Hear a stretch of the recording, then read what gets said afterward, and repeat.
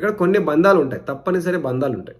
అమ్మ, నాన్న, భార్య, భర్త, లేదంటే పిల్లలు, కొన్ని తప్పనిసరి బంధాలు అనుకోండి. హ్యాపీగా ఏదో వాళ్ళని క్షమించి వదిలేసి మనం వాళ్ళతో సర్దుకొని ఉండొచ్చు. తప్పనిసరి బంధాలు కానప్పుడు అవాయిడ్ చేయొచ్చు.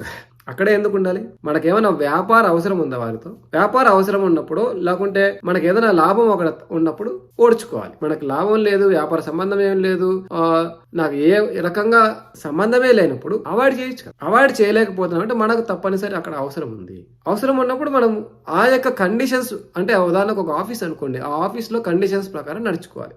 వ్యాపారం అనుకోండి, ఆ వ్యాపారంలో కొన్ని కండిషన్స్ ఉంటాయి, ఆ కండిషన్స్ ప్రకారం నడుచుకోవాలి. కండిషన్స్కి అతీతంగా అవతల ఎవరైనా చేస్తే ధైర్యంగా, కండిషన్స్కి అతీతంగా ఎవరైనా ఏదైనా చేస్తే ధైర్యంగా సమాధానం ఇవ్వాలి. ఎందుకంటే అక్కడ కొన్ని కండిషన్స్ ఉన్నాయి, బిజినెస్ రూల్స్ అంటారు. ప్రతి బిజినెస్ లో కొన్ని రూల్స్ ఉన్నాయి. ఆ బిజినెస్ కి అతీతంగా, రూల్స్ కి అతీతంగా ఎవరైనా చేస్తే కాన్ఫిడెంట్ గా మనం సమాధానం ఇవ్వాలి. అది ఎవరైనా సరే కాన్ఫిడెంట్ గా మనం సమాధానం ఇస్తే అవతల వాడికి అర్థం అవుతుంది. మనం అతిగా ఓడ్చుకుంటే కూడా అవతల వాడికి అర్థం కాదు మన పెయిన్ ఏంటి అనేది. బిజినెస్ రూల్స్ కి సంబంధించి కాకుండా వాడికి వ్యతిరేకంగా మనల్ని ఇబ్బంది పెడుతుంటే మనం కాన్ఫిడెంట్ గా ఆన్సర్ ఇవ్వకపోతే, ప్రాపర్ అంటే సరైన సమాధానం వాళ్ళకి ఇవ్వకపోతే, వాళ్ళు చేసింది కరెక్టే అనుకుంటూ ఇంకొక 100 సార్లు మనల్ని ఇబ్బంది పెడతారు. అందుకే కాన్ఫిడెన్స్ పెంచుకోవాలి. కాన్ఫిడెన్స్ పెంచుకొని నిజంగా అవతల వాడు ఏదైనా మిస్టేక్ ఉంటే అవతల వాడిని వ్యతిరేకిస్తుంటే కాకుండా క్లారిటీతో, కాన్ఫిడెన్స్ తో సమాధానం కూడా నేర్చుకోవాలి.